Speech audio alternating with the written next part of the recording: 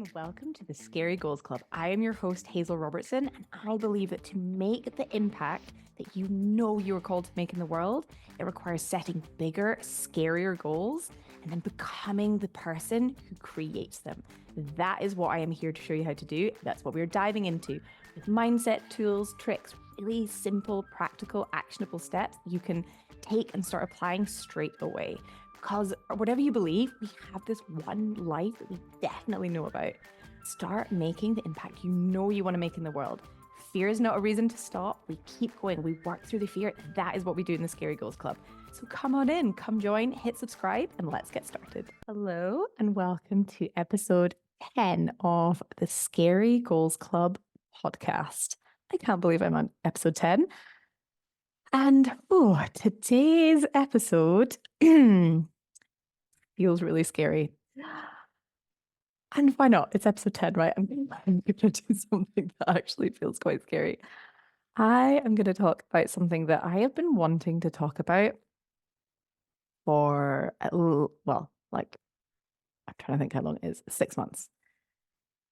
And like, taking some deep breaths, my heart is racing so much. And I would say, well, I'm not sure if I'm going to publish this one, but I've given myself the rule that everything that I record, I am going to publish. So, that's probably why my heart is racing, thinking, oh my gosh, someone's going to listen to this. They're going to judge me. What are they going to think? And the reason I've hesitated sharing this is I think I personally used to have a lot of judgments around it. And I know that society and that a lot of other people have a lot of judgments around it. And so it feels really vulnerable sharing this. And I know loads of people do share this. I will get onto it, by the way. I know loads of people do share this. But for me, it just feels quite scary. So, okay, I'll cut to the chase. So last year in September, I was diagnosed with ADHD. Now, for those of you that know me, this may not come as a surprise. But I was at 37 years old. And I had looking back, I'm like, oh, so many things make so much sense. But up until earlier last year, so early 2023, I didn't think ADHD was a real thing. And I know that there's been a lot more people that are becoming more public about late diagnosis, especially in women, where there's a lot of masking and coping behavior that goes on. A lot of it that I have done that is exhausting, trying to kind of cover it up or not even knowing what it is and wondering why do I find these basic things so hard? And now I understand why. Actually, at uni, I remember writing my master's thesis and I could not concentrate. I could not focus. I was so stressed. I ended up handing it in a few hours before the deadline. The last 3 days, I was completing my master's thesis. I was in the underground computing labs called the micro labs at Edinburgh Uni. Literally didn't emerge from underground apart from to get food. I had these massive bottles of Lucozade. It's just why don't I feel hungry? It's they're pretty much pure sugar. And was just headphones in, rainforest sounds on, type, getting it written up. And then emerged completely sleep deprived and even had auditory hallucinations. I thought there was a symphony playing out in George Square. I was like, wow, there's a symphony playing at 8 in the morning on a Friday morning. This is so weird. And realized it was actually it was some scaffolding nearby on a building. And there was this piece of material flapping against it. And I was just so exhausted that I was literally, my mind was making up sounds. And when I was writing my master's thesis, I did wonder, I was like, I think I have ADHD. And I did all these online quizzes, a great form of procrastination. And it was yes, you probably do. Yes, you probably do. And then I was like, oh, it's just because I'm stressed. That's probably it. And I actually have found that when I am more stressed, when I am more anxious, the symptoms that I have, just almost not being able to think clearly and not being able to put what I need to do in a particular order, or feeling all sounds and everything, it's just all the information is just coming at me all at once. When I am more stressed or tired or more anxious, it is a lot harder. So I was correct with that. And then years later, time management was always something that was really hard for me. again, this is an ADHD thing. Like it's called time blindness. And we interpret time, we feel time in a different way. It's like, oh, cool, there's like loads of time to do this thing. And then there's not, and it's this like last minute rush. And even with that, and then kind of going through and doing a lot of work and then like coaching around time management, I was like, it's just stress and it's just having the time tools. And I think there is like a bit of a scale of it. A lot of the stuff that I coach people around and that I use, they're helpful for everyone. Like planning, slowing your brain down, like reducing stress, thinking longer term, focusing, all of that stuff is really useful for everyone. It was really, really useful for me because that was the stuff that I found really hard. And so even then, I kind of like got some systems and tools in place in terms of a work sense. Like I had a bit of a process, a bit of structure. I could set goals, I could create them, I could achieve them. I could kind of do that. I could break stuff down in a work sense. What then completely threw everything off was when I had Flynn. Nothing to do with him, but when he started weaning, he was eating 3 meals a day, plus he'd started crawling and was crawling so fast. Like literally he would just be like, like straight out of the room. So, and like trying to climb up and stuff and like move around. And suddenly it was like my attention was scattered. Even the layout of our house, like the kitchen, the living room was separate. So it was like having to go back and forth. And it just felt like I couldn't function. It was almost like, why am I finding this so, so hard? And that was last summer, like to the point of I'd start one thing and then like not clean up and then be like, okay, I'll put a wash on, and then I'd like forget about it. And then I'd be distracted with something else and then something else and then something else. And literally like we'd come back from the workspace and it would be the house was like in complete chaos. And both of us love to live in quite a like minimal, quite like tidy house because it just helps us both feel like super chilled. And it was literally just like bits everywhere, and you could like almost draw a trail from like where I'd been. Then I'd seen something else, then I got distracted by that, then I'd started this thing, then Flynn had made a noise or something had happened. It's like you could like trace where I had been throughout the house, and just I was like exhausted by the end of the day, and like it was just such a hard period. And actually, just before that, we'd been out in Chamonix for like a month, just over a month, and it'd been so chilled. Flynn hadn't been crawling then. He was like, you put him down, he'd be in one place. Like he was just starting some food, and it was just felt like this proper holiday. And then coming back to the reality of that. And at work, when I was at work, I felt really calm. I felt quite organized. Felt quite focused. Like, yes, I'd put stuff off for sure. But I had, again, the systems and tools, and all I needed to think about was like me. That was all I had to think about was me and my clients. And like, I was in this nice little bubble. And then just having this tiny human and like worrying about him, if he was okay, and like what he was getting up to, and just all of that was just taking up so much of my attention capacity. And I was absolutely exhausted. And it got to the point where I was like, okay, I actually need diagnosis.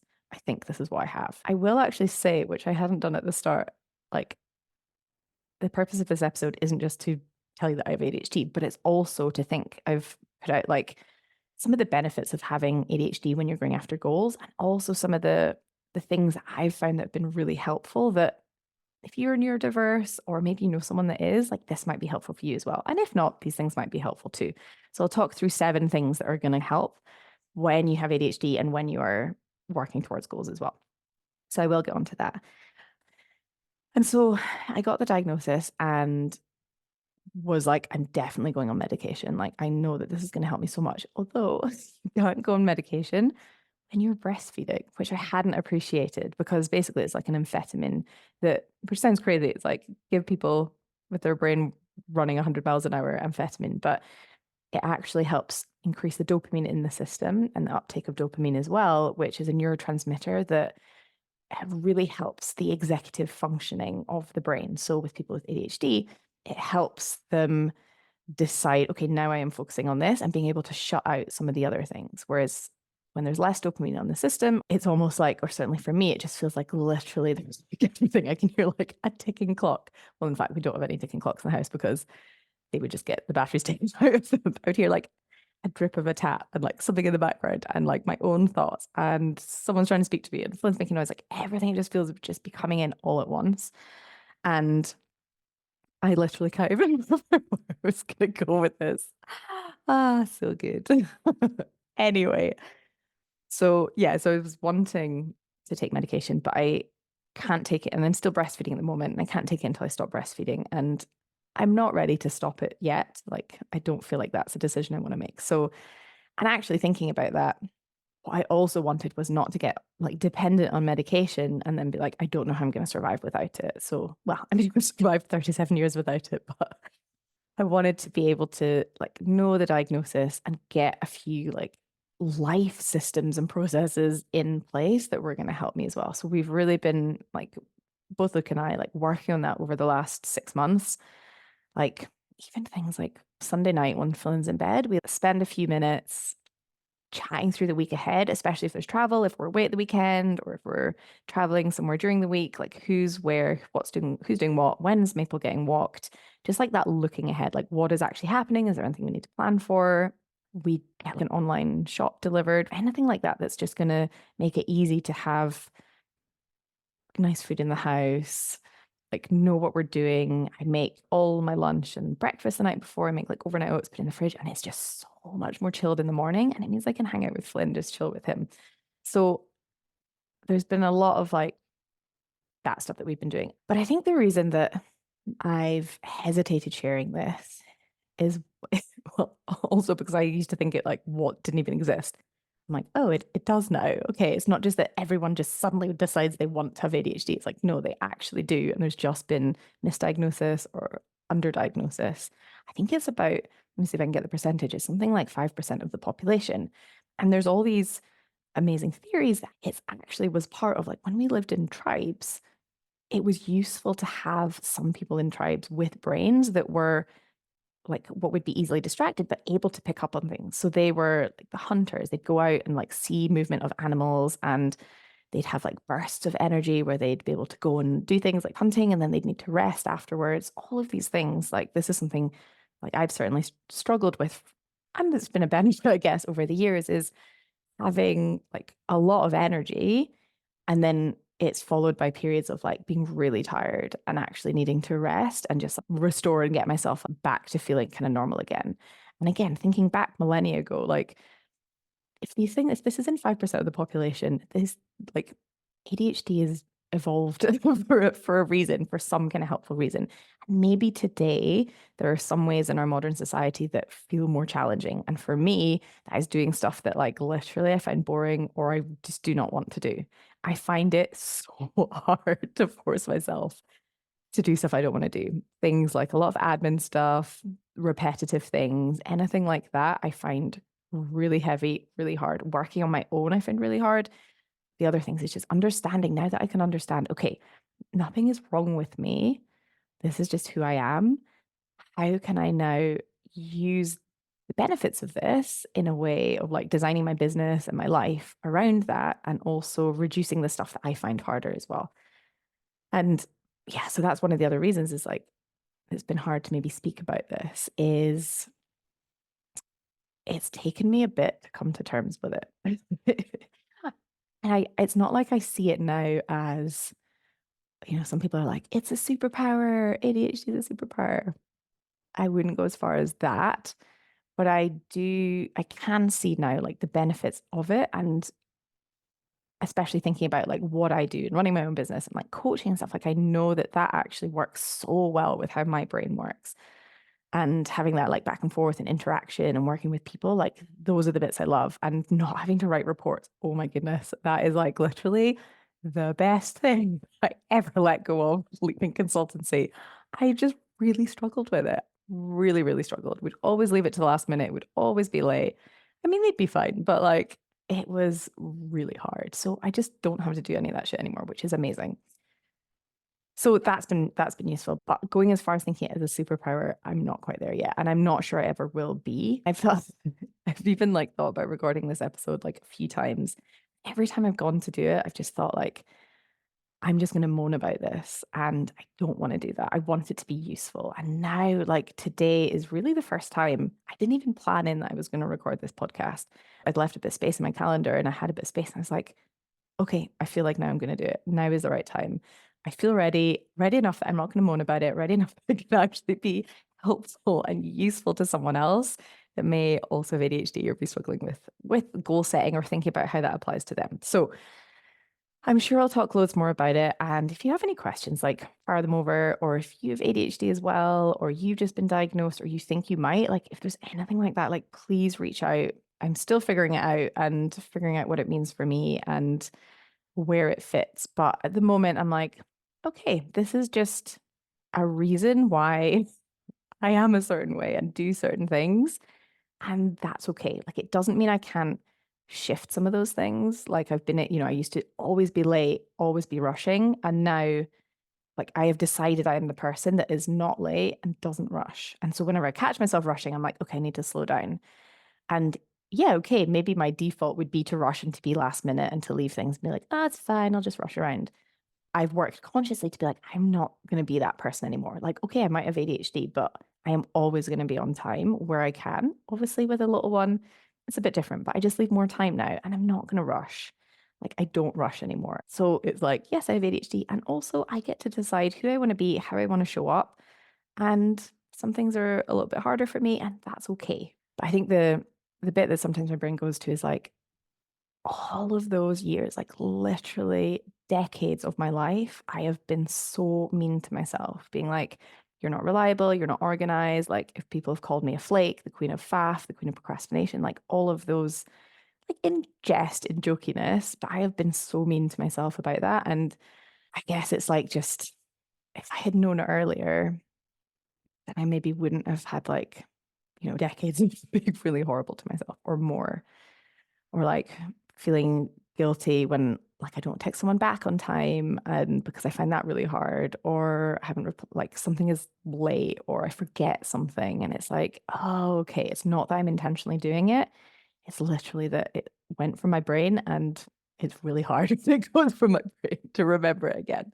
It's just like, I guess making peace with, okay, yeah, I didn't know and I did the best I could with what I knew how. And then at the time, and like now I know differently, and just being so much kinder to myself. Like, okay, you're going to find this a little bit harder than other people will. And like, that's still okay.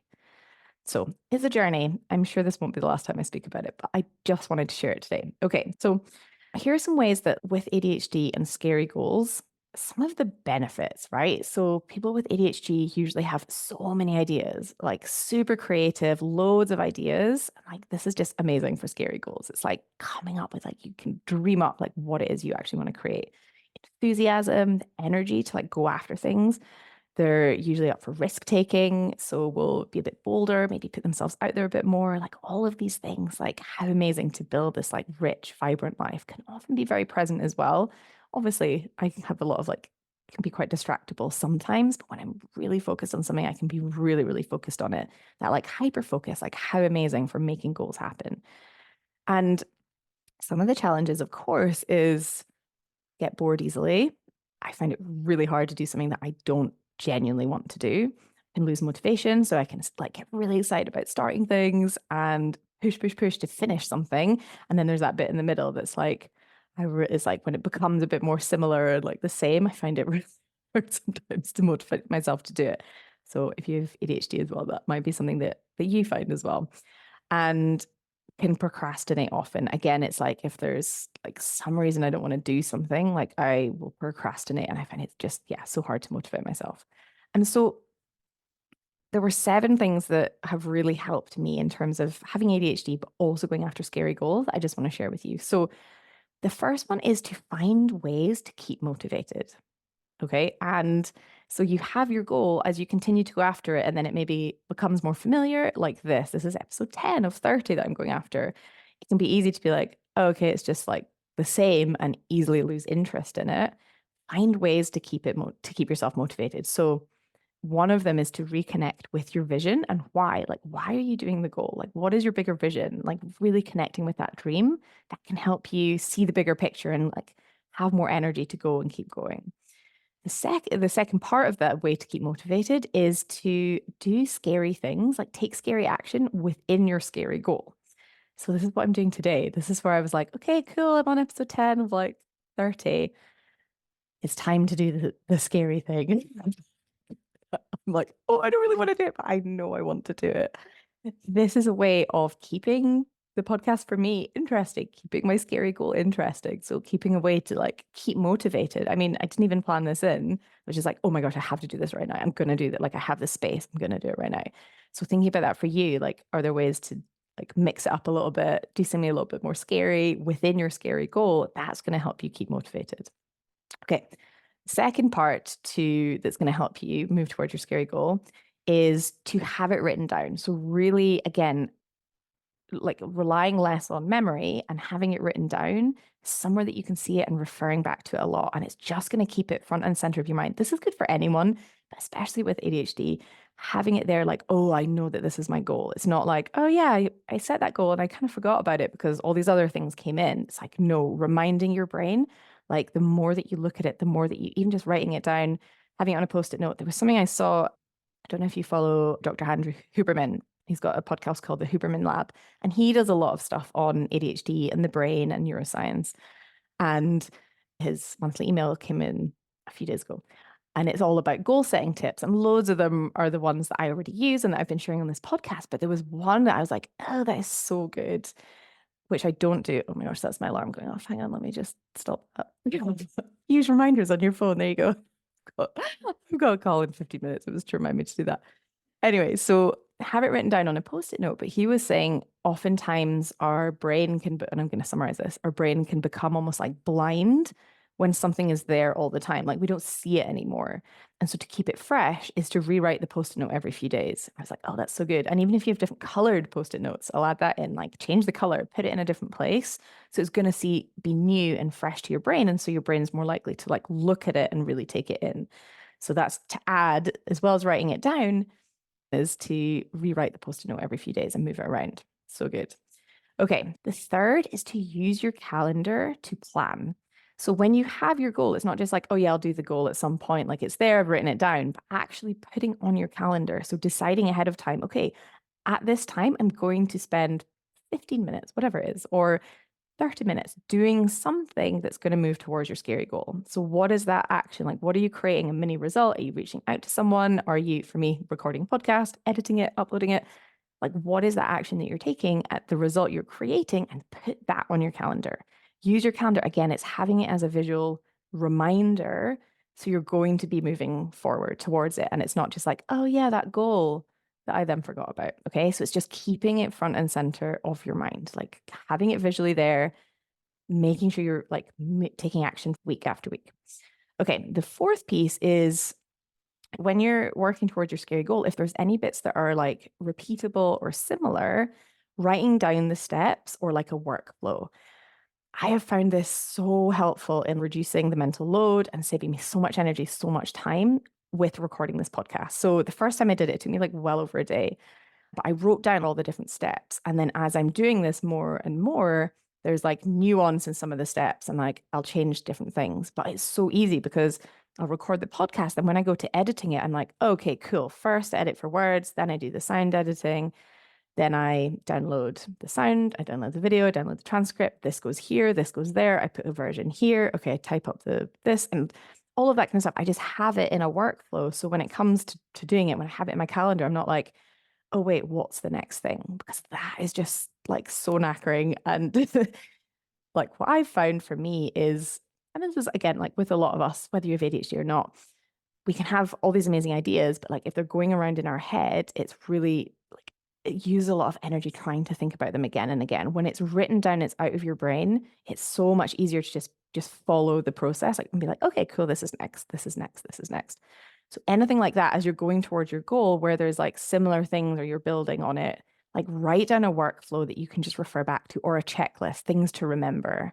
It's so much more fun as you go towards your goal because it's simpler. You can spend more time doing the stuff that's fun and feels lighter. And you're not like thinking, oh, wait, what's the next thing? So good. Okay. The fifth one that I find really helpful is building in walks. Really like most days I'm building in walks, most of my working days, and I'm counting it as business hours. I'm going to do a whole episode on this of like creativity and nature in scary goals and how that creates your scary goals. But just getting that movement, getting out of feeling like stuck or just like, oh, like I can't think what's next. Like creativity comes, ideas come. I'm in such a like higher, easier energy to actually be getting things done. Like I went for a walk this morning, I had a call this morning, and then I was like, boom, okay, I'm going to go and record this podcast. Like everything just feels a little bit easier when I've been out and moving my body. So also when I'm out and I have ideas coming to me, or I'm thinking like, okay, what else am I including? I'll use a Google Doc and I will dictate into it. So I'll use the dictation feature and just speak in if there's something like on my mind. And then I'll go back and I'll like edit it, type it up.